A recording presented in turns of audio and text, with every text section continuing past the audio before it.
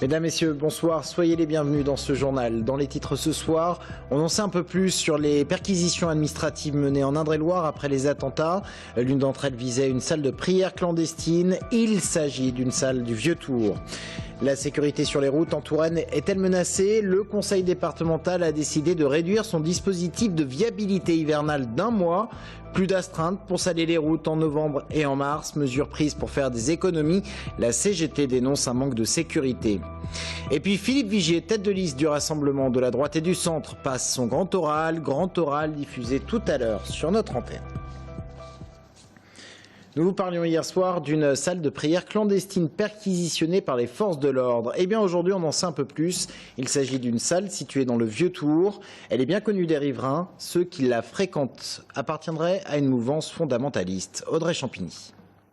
C'est au rez-de-chaussée et au sous-sol de cet immeuble discret du Vieux-Tour qu'une cinquantaine d'hommes, pour la majorité des convertis, se rassembleraient régulièrement dans une petite salle de prière sauvage. Sur la porte ou sur les murs, aucun signe distinctif. Les fenêtres sont occultées par un cache blanc, empêchant de voir ce qui s'y passe à l'intérieur. Dans le quartier, ces hommes portant la barbe et de longues tuniques blanches n'inspirent pas confiance. Qui sont-ils? Que font-ils? Si certains commerçants se disent, eux, excédés par leur comportement irrespectueux et leur aspect sectaire qui font fuir les clients, d'autres habitants avouent avoir peur et acceptent de parler, mais sous couvert de l'anonymat, par crainte des représailles. Des responsables musulmans de Tours reconnaissent qu'il y a peut-être dans leur rang des salafistes, mais qu'avec l'évolution de la population, il est difficile de connaître tout le monde. Salam Errabti admet volontiers que la multiplication des salles de prière peut en effet engendrer des risques de voir se développer un islam différent de l'islam traditionnel. D'abord, quand il y a une mosquée connue et reconnue, il y a un imam qualifié, un imam officiel, qui est connu des autorités, qui est respecté de la communauté, donc il est écouté. Mais quand il y a des petits lieux de culte comme ça, c'est un imam, c'est cher, ça revient cher. Des petites mosquées, ils ont des petits imams, des imams d'occasion, comme ça. Et quand il y a un imam n'est pas qualifié, ce que j'appellerais des imams en herbe, parce qu'ils transmettent un message qui n'est pas compris des jeunes ou des non-arabisants aussi. Déjà sous pression depuis les attentats de Paris, la communauté musulmane de Tours et ses lieux de culte sont de plus en plus surveillés. Hormis les 4 perquisitions effectuées ce week-end, le préfet d'Indre-et-Loire a fait état de 40 islamistes radicaux présents sur le département. Une quinzaine d'entre eux seraient fichés S, sûreté de l'État. Dans le reste de l'actualité, 6 faux policiers arrêtés en Indre-et-Loire par les gendarmes. Les faits remontent au 19 novembre. Depuis, 3 ont été incarcérés. Ils se faisaient passer pour des policiers afin de voler argent et bijoux. D'Amagassa, Lina Ben Senoussi. On appelle ça agir en fausse qualité. Depuis quelque temps, des personnes se présentent au domicile de leurs victimes pour entrer sans effraction sous un faux prétexte. Ces derniers temps, dans la région, on a recensé plusieurs cas d'arnaque. Mercredi dernier, 6 personnes ont été interpellées. Pour la gendarmerie, il ne faut pas se laisser intimider par l'uniforme. Alors, comment reconnaître ces faux agents ? On utilise souvent des accessoires vestimentaires, soit des forces de l'ordre, soit des cartes professionnelles falsifiées, et sous différents prétextes peuvent essayer de se faire ouvrir un domicile, soit prétextant qu'ils sont à la recherche d'un individu ou d'un objet dérobé. La mise en garde, c'est de vérifier encore une première fois les documents que peuvent présenter, les cartes professionnelles que tout fonctionnaire de police ou gendarme est tenu d'avoir sur lui, effectivement, d'appeler le 17 en cas de moindre doute, et encore une fois, de ne pas laisser entrer toute personne dans son domicile. Le conseil qui peut être basique également et purement matériel pour quelques euros, c'est de mettre un entrebâilleur sur sa porte, qui permet d'ouvrir, de voir à qui on a affaire et de ne pas laisser rentrer une personne. Visite de policiers, d'agents de mairie, vente de calendrier, ces faux démarcheurs ne manquent pas d'excuses pour sonner aux portes des riverains. Les victimes sont souvent des personnes âgées et isolées, plus faciles à atteindre. La CLCV, Association de défense des consommateurs, met en place des réunions avec la police et la gendarmerie pour sensibiliser les potentielles victimes. Des associations aussi qui démarchent, de fausses associations qui vous demandent des dons, qui vous promettent un reçu, etc. Donc on invite les gens évidemment à faire très attention à ce genre de démarchage et à vérifier l'identité des personnes qui se présentent à leur domicile. C'est malheureusement de plus en plus courant et c'est pour ça que nous, on organise, la CLCV organise des réunions anti-arnaque pour faire ce genre de prévention. Ces réunions que nous organisons en partenariat avec la police et les services de gendarmerie. Prochaine réunion d'information à Saint-Avertin le 10 décembre prochain au château de Cangé. La sécurité sur les routes d'Indre-et-Loire compromise en cas de gelée, c'est en tout cas ce que dénonce la CGT du conseil départemental. Le syndicat réagit vivement à la décision prise par le département de réduire d'1 mois la période de viabilité hivernale. Il s'agit de cette période où les agents sont d'astreinte et peuvent ainsi s'aller en cas de gel. Romain Delville. Cet hiver, la période de viabilité hivernale sur les routes d'Indre-et-Loire a été raccourcie d'1 mois. La deuxième quinzaine de novembre n'est plus comprise, comme la première quinzaine du mois de mars. Une économie de 28 000 € estimée pour le conseil départemental, une manière de rationaliser selon son vice-président en charge des routes qui a fait les comptes sur les 5 dernières années. Nous sommes intervenus une fois avant le 1er décembre et donc en 2010 et nous sommes intervenus une fois après le 1er mars en 2013. Donc sur ces 5 dernières années, 2 interventions pendant cette période d'hivernale prolongée, en pleine période où on nous rabâche les oreilles sur le réchauffement climatique. Est-ce que c'est bien nécessaire de mobiliser tous ces hommes, tous ces services, tous ces matériels dans ce laps de temps? Son de cloche diamétralement opposés pour la CGT qui réclame des astreintes organisées comme les années précédentes pour les 44 personnes concernées, le personnel en charge des routes du département.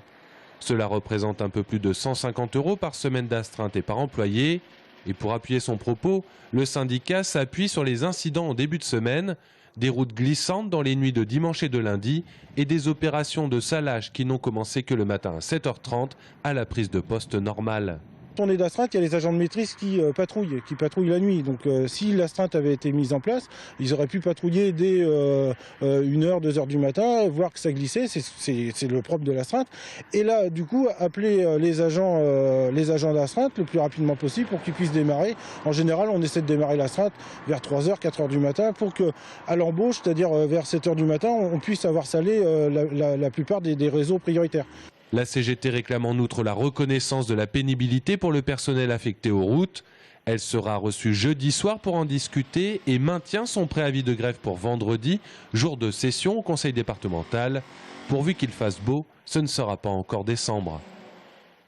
Une image à présent, image tournée cet après-midi sur le boulevard Horteloup de Tours. Il s'agit de la reconstitution d'une cellule de prison, initiative à l'occasion des Journées nationales prison pour se rendre compte des conditions de détention en France. Il s'agit d'une action de l'organisme Groupe Local Prison qui entend dénoncer, je cite, les effets destructeurs de notre système pénal. On en vient à la politique. Philippe Vigier passe son grand oral. Événement TV Tour Val-de-Loire en partenariat avec France Bleu Touraine et la Nouvelle République. Philippe Vigier, tête de liste pour le rassemblement UDI, LR, Modem dans le cadre des régionales 2015. Événement à voir ce soir à 19h30 et 23h sur notre antenne. On va écouter un extrait. Philippe Vigier répond sur le cumul des mandats. S'il devient président de région, il restera député jusqu'en 2017. On l'écoute. Un président de région à 100%, ça veut dire quoi?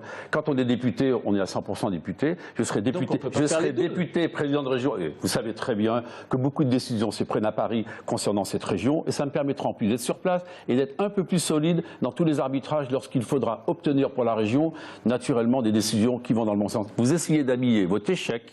Vous avez un échec terrible dans cette région. C'est quoi? Vous venez de gouverner unis. Vous êtes unis. Vous êtes incapable de vous présenter unis aux élections régionales et vous allez faire. Diversité, on la diversité. On a un accord pour le. Et alors vous pouvez me parler de la liste de deuxième tour. Vous pouvez me parler de la liste de deuxième tour que vous allez bricoler. La dernière fois, que vous allez bricoler sur un coin de table avec un projet que vous allez bricoler sur un. Votre liste, on a le sentiment localement que vous l'avez un petit peu bricolé et qui. Pardonnez-moi, il reste des débris et il y a eu des choix. Non mais ça vous ennuie qu'on ait réussi à faire une belle liste. Un grand oral avec un débat donc de 15 minutes en fin d'émission. Cette fois-ci. Jean-Patrick Gilles, député PS et candidat pour ces régionales, apporte donc la contradiction à Philippe Vigier. Et on va découvrir donc les 7 autres listes en compétition pour la région Centre-Val de Loire. Les voici s'afficher à l'antenne. Au total, donc 8 listes sont en compétition pour ce premier tour des régionales en décembre prochain. Un mot de sport pour vous signaler la victoire du Tour Volleyball hier soir à Tourcoing dans le cadre des 8e de finale de la Coupe de France. La victoire contre une équipe de Ligue B, victoire 3-0, mais un match serré avec des scores rapprochés dans tous les sets, 28-26, 25-23 et puis enfin 25-23 à nouveau pour le dernier set. Le Tour Volleyball rejoue samedi à Paris dans le cadre du championnat de Liga cette fois-ci. Un anniversaire pour terminer ce journal. Cela fait 1 an que le 37e parallèle a ouvert ses portes à Tours. Le 37e parallèle, il s'agit de l'ancien espace 244. Tout a été refait et ce week-end on a célébré cet anniversaire. Sabrina Meloult. Toi, je te reconnais.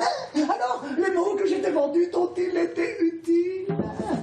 Musique, théâtre, les artistes du 37e parallèle ouvrent leur laboratoire au public. Des parents venus avec leurs enfants découvrir ce qu'il se cache derrière ce bâtiment flambant neuf qui abrite la création de compagnies diverses. Génération future? Vous essayez? Parce que vous êtes déjà, vous, une génération future, peut-être? Oui. C'est la réunion de gens très différents qui sont réunis pour la même cause, pour le spectacle vivant. C'est l'union dans la diversité, je trouve ça assez beau.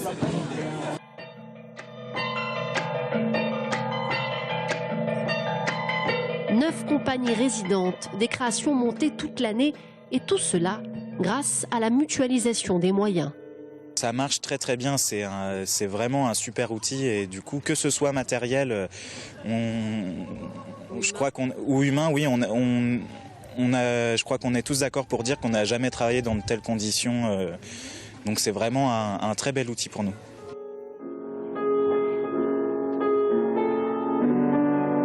Un an déjà pour le 37e parallèle et beaucoup de projets.